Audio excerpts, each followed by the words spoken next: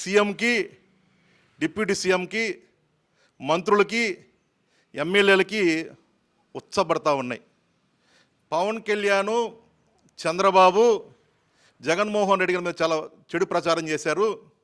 ఎన్నికలకు ముందు తప్పుడు ప్రచారం చేశారు. మన అధికారంలోకి వచ్చినాక ఏదైతే హామీలు ఇచ్చామో హామీలు నెరవేర్చలేదు.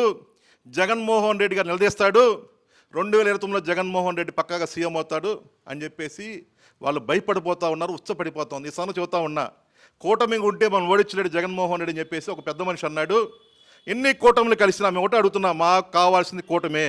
మొన్న కూటమి వల్ల ఓడిపోయాం కదా, కానీ ఈసారి కూటమి ఎన్ని కూటమిలో చంద్రబాబు, పవన్ కళ్యాణ్, నారా లోకేష్ ఇంకెంతమంది కలిసి వచ్చినా సరే కూటమిని బద్దలు కొడతాం, జగన్మోహన్ రెడ్డి గారిని సీఎం చేసుకుంటాం.